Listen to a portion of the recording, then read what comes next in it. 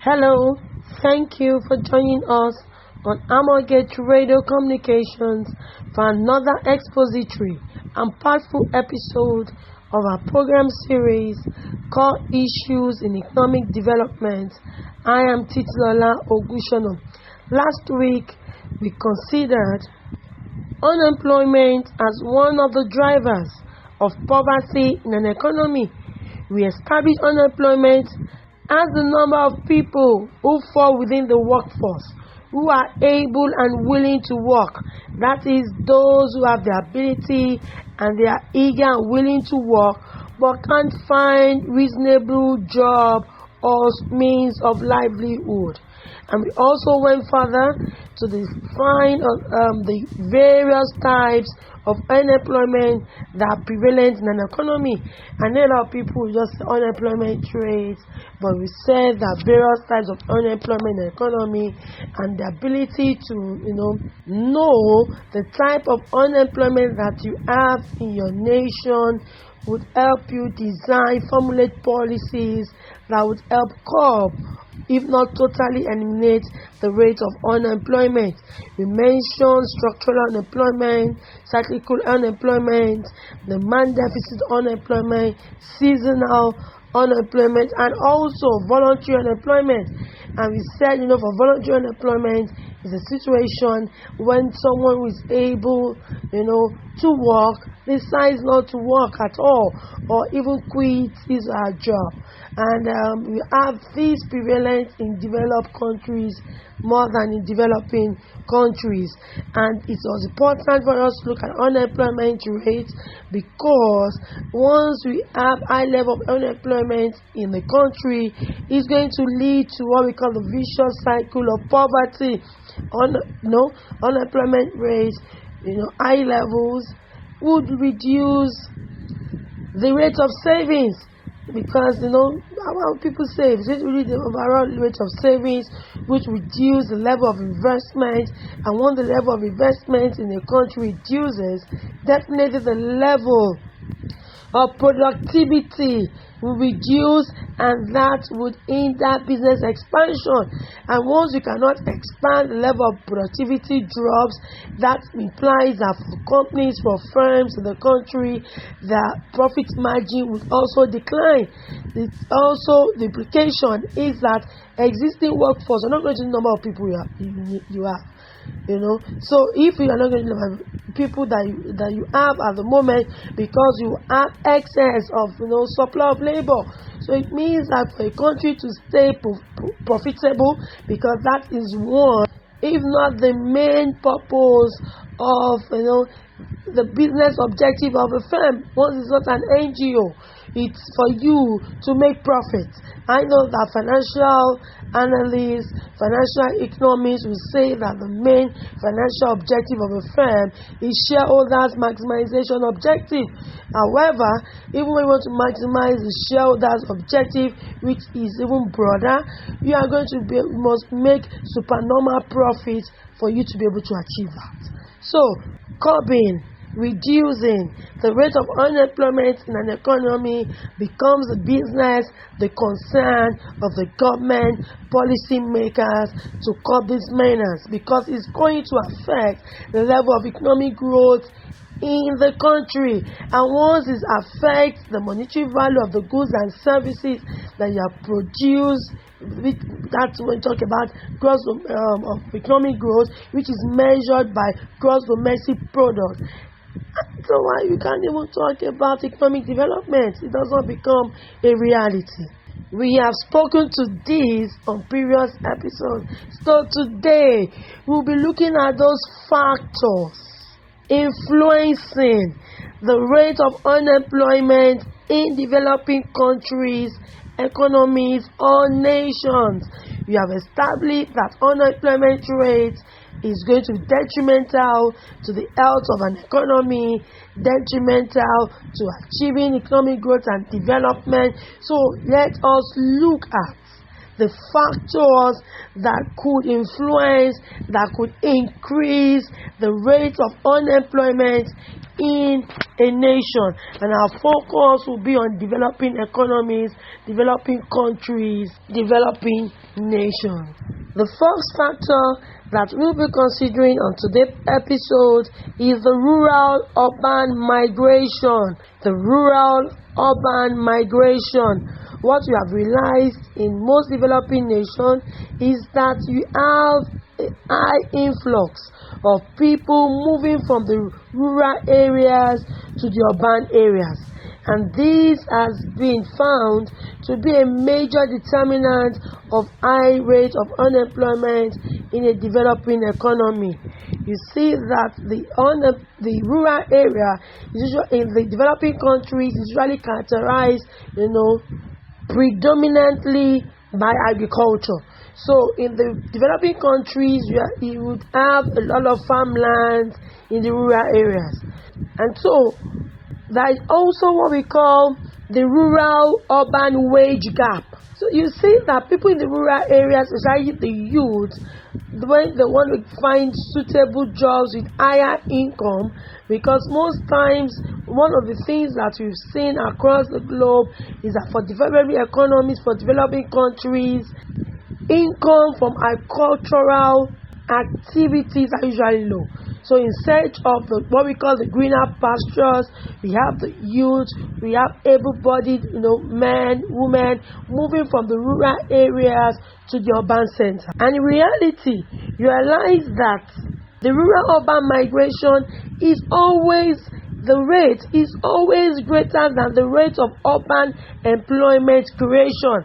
So you realize you have maybe 5 million people moving from the rural areas to the urban centers, to the cities. So when people move from the rural areas to the city, and you have 5 million people moving there, are there going to be 5 million jobs available to cater for them? And don't forget that you also have people who are going to be willing to work also in the urban centers, in the cities. So when there is an influx of people from the rural areas because of the rural wage disparity, wage rate disparity, in search of greener pastures, you have too many some people who will fall into the workforce. That means you're going to have more of supply of labor than the demand of it. In fact, the wage rate gap is not the only reason why people even move from the rural areas to the urban centers. Okay, there was a particular report that I saw that internal migrants in Nepal attach value to infrastructure and services. The reason why they move is not even because of higher income or even greener pastures. The reason why they move is that for developing countries, the level of infrastructure in the rural areas is usually very low, very poor, very inefficient. So they move because of electricity, power supply. They move because of proximity to paved, roads. In fact, some even move from the research I saw, because of social and educational opportunities in the cities. So that's why they move. So when they move with their families, and that is going to even put more pressure on infrastructure, because the existing infrastructure in the urban areas, in the city, will not be able to accommodate that migration. Okay, and this also leads to additional cost of maintenance for the government. So when you have high level of rural urban migration, it poses a huge cost to the government, and in fact it also even leads to environmental degradation, and that also pollutes the environment. It can lead to outbreak of diseases like cholera. It can lead to depletion of the ozone layer. A lot of damages because to the urban center. So that's why we advocate that rural areas should also be developed. We have nations, we have countries where the rural areas are very developed.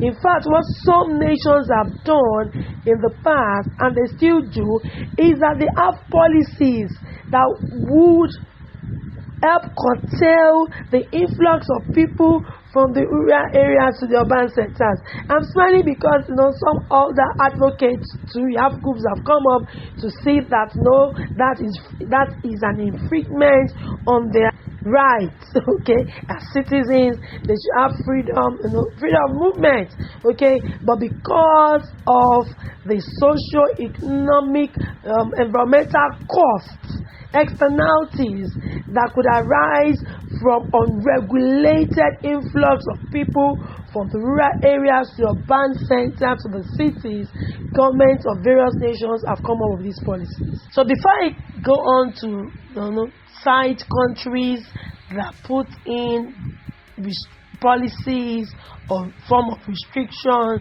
to checkmate the influx of people from the rural areas to the urban centers and the cities, it's important to note that South Asia and Sub-Saharan Africa, these are places where the rate of rural to urban migration is very high. That is brought to Bruckner and Lal 2015.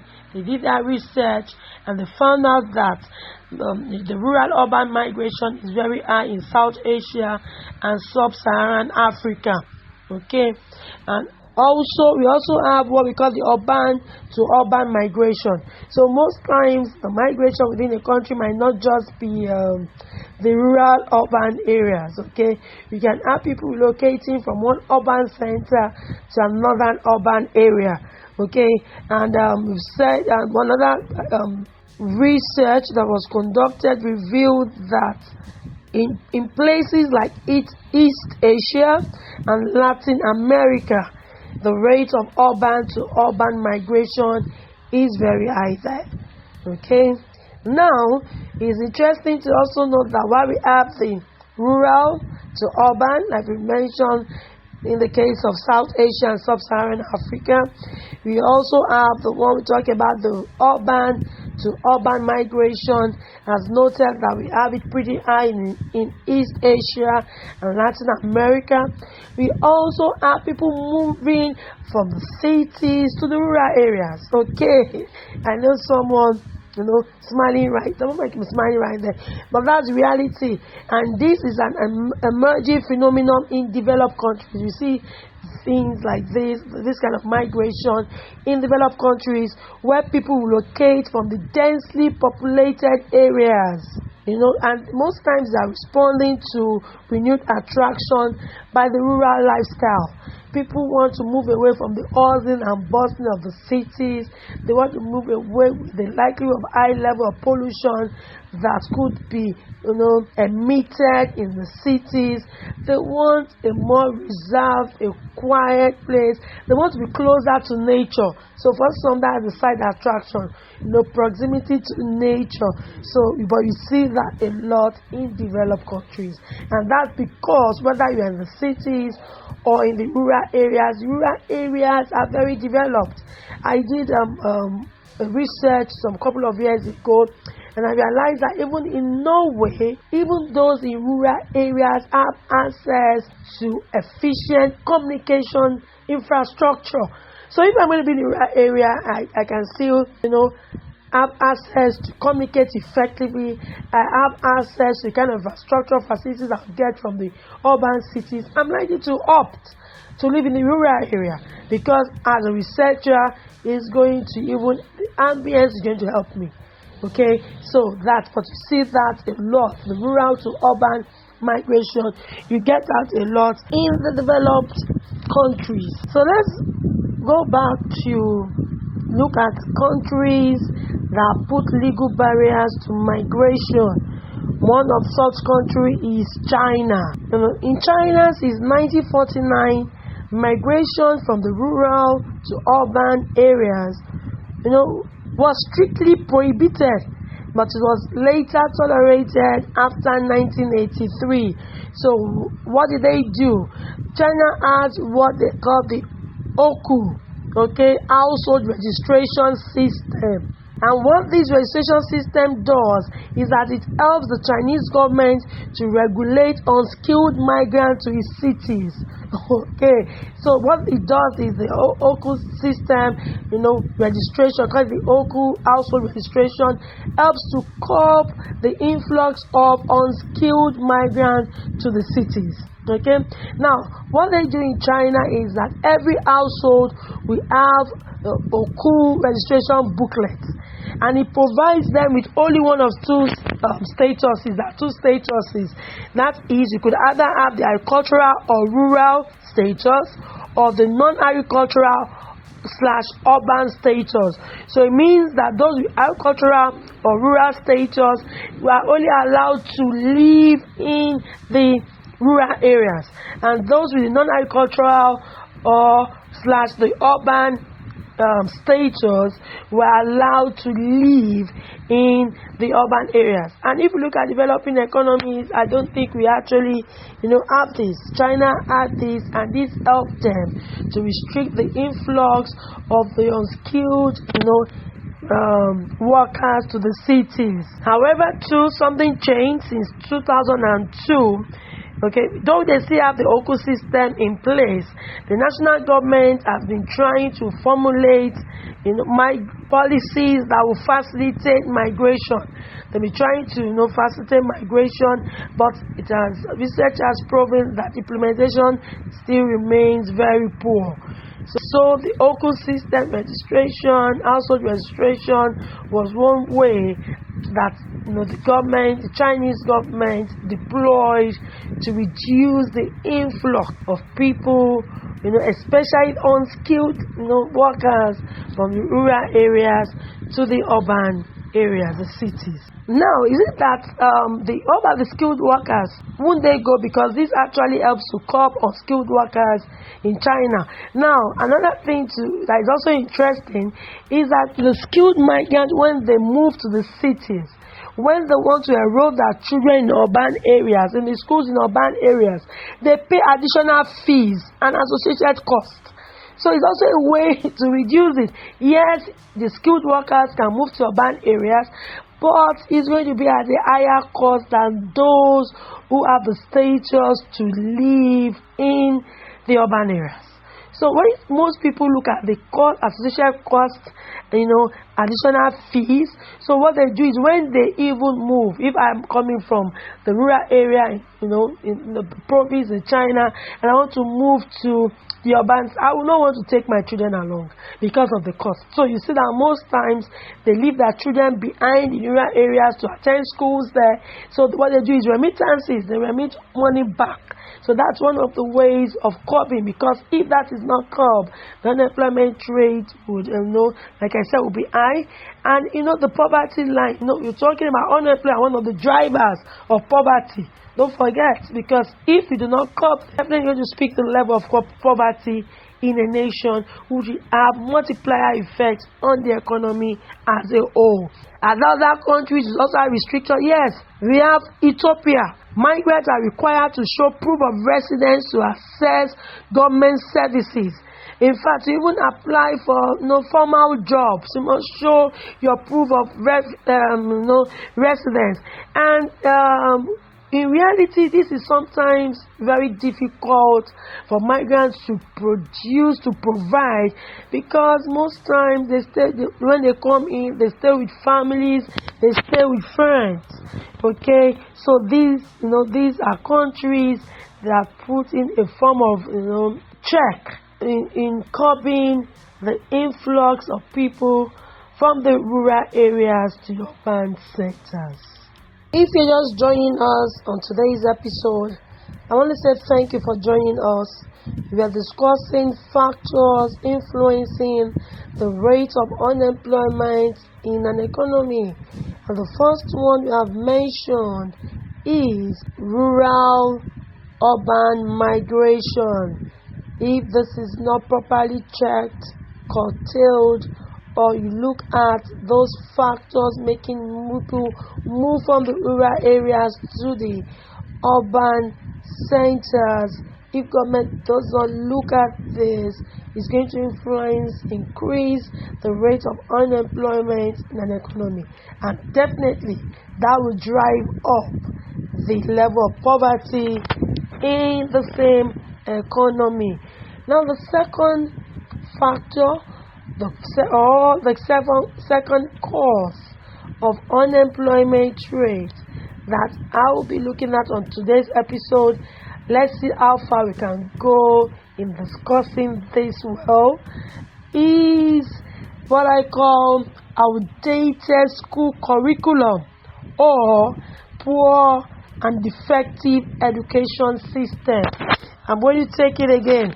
Outdated school curriculum or what I call poor/defective education system. What I've seen prevalent in developing countries is that there's a gap between our education and employment needs. Our curriculum is structured in a way that it does not provide the school leavers, the young graduates, with practical and job-oriented training. That's a gap between what the industry needs, what the employment world needs, the skill set needed. We talk about the 21st century skill sets. Okay, what about course that you have gone to the university, the tertiary institution to study? Interestingly, when they come out, you realize that yes, we have graduates, but are they employable? Do they have the skills needed to function in the workplace? And remember, you don't have to be a job seeker when you leave school. Also, it's expected that we should have entrepreneurial content that would encompass the needed ideas and innovation to become entrepreneurs. I would even say to become job creators. Okay, now I'm also aware that in developing countries like Nigeria, unlike when we were in school about 2 decades ago, we have courses now, entrepreneurship, where even you have to learn a particular skill and it's practical. You could choose to learn catering, sewing, hairdressing, that different ones, that different aspects of it. Yes, that's part of the things that we want to see more. Okay, and we not just all these practicals in terms of being an entrepreneur, there are also creativity skills, innovation skills, that we need. We talk about IT skills, the world is talking about robotics, talking about AI, artificial intelligence. Irrespective of the course that you go to the university to study, these, are core skills, communication skills, presentation skills, strategic thinking skills. These are skill sets that should be embedded in our curriculum. So otherwise, we have graduates that have come up with a first class, with the degrees, yet do not have employability skills. So there's a need to further look at curriculum of developing countries to check this.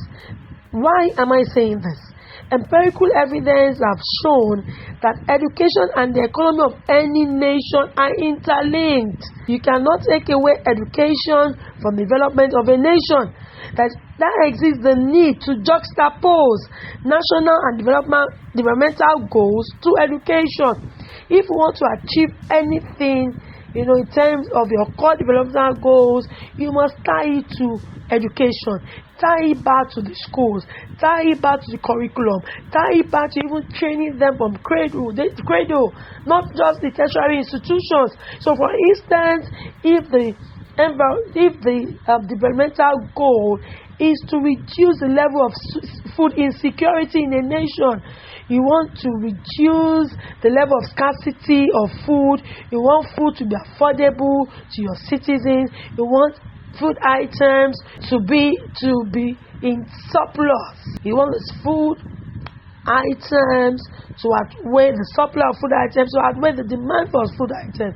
So definitely if that is a developmental goal, if that's the goal, then tie it back to the schools. You must encourage them to go into agriculture. You must give them loans. You must encourage them to desire. You must see the need to go into agricultural practices.